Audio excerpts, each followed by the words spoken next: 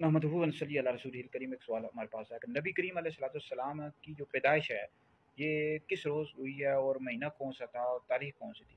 دیکھیے اہل علم کا اس بات پر اتفاق ہے کہ نبی کریم علیہ السلام کی جو پیدائش ہے یہ پیر کے روز ہوئی ہے، سموار کو، منڈے کو، اور ربیع الاول شریف کا مہینہ تھا۔ تاریخ کے حوالے سے اختلاف ہے کون سی تاریخ تھی، اس حوالے سے 7 قول ملتے ہیں۔ ایک قول 2 ربیع الاول شریف کا ہے، 2 کا بھی ہے، 8، 10، 12، 17، 18 پائے، یعنی 7 قول ملتے ہیں۔ تو بہرحال یہ اعلیٰ حضرت امام علیہ سنت نے فتاوی رضویہ جلد نمبر 26 میں لکھے ہیں 7 قول، ٹھیک ہے۔ لیکن مشہور قول یہ ہے کہ نبی کریم علیہ السلام کی جو ولادت ہے 12 ربیع الاول کو، یہی مسلمانوں میں یہی مشہور ہے۔ بہرحال اگر کوئی 2 ربیع الاول کو یا 8 کو بھی نبی کریم علیہ السلام کی ولادت کی خوشی مناتا ہے، بالکل منائے، لیکن مشہور قول یہ ہے کہ آپ علیہ السلام کی جو ولادت ہے، پیدائش ہے، یہ 12 ربیع الاول کو ہی ہے۔ اور باقی کچھ لوگ کہتے ہیں کہ اس روز خوشی نہیں منانی چاہیے، نبی کریم علیہ السلام کی اس روز وفات ہوئی ہے۔ دیکھیں وفات یہ ہے کہ حضور علیہ السلام کی پیر کے روز ہوئی، ربیع الاول شریف کا مہینہ تھا، اور تاریخ کے حوالے سے اختلاف ہے، بعضوں نے 2 ربیع الاول، بعضوں نے 7۔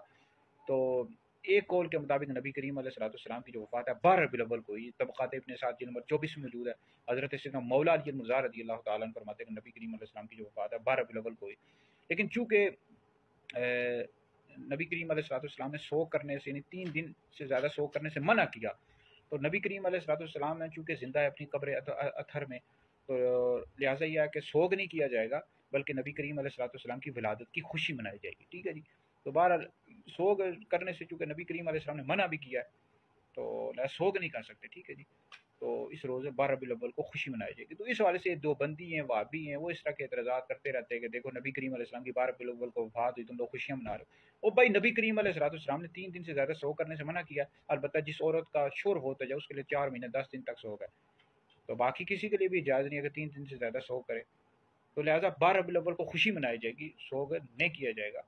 تو اس طرح بالکل آپ جو بھی خوشی کے جائز طریقے بالکل کریں، جھنڈیاں لگائیں، لائٹس لگائیں، جلوس نکالیں، لیکن یہ ہے کہ کسی کو جلوس نکالیں تو یہ نہیں ہے پوری سڑک ہی گھیر لیں، بلکہ اس کا بھی ایک طریقہ ہے، ٹھیک ہے جی۔ سڑک کے کنارے چلیں، اس روز 12 ربیع الاول کو روزہ رکھیں، درود پاک پڑھیں، قرآن مجید کی تلاوت کریں، نعتیں پڑھیں، تو ویڈیو سنیں، دیگر لوگوں تک پہنچائیں، آپ لوگوں کے لیے بہت بڑا صدقہ جاریہ ہے۔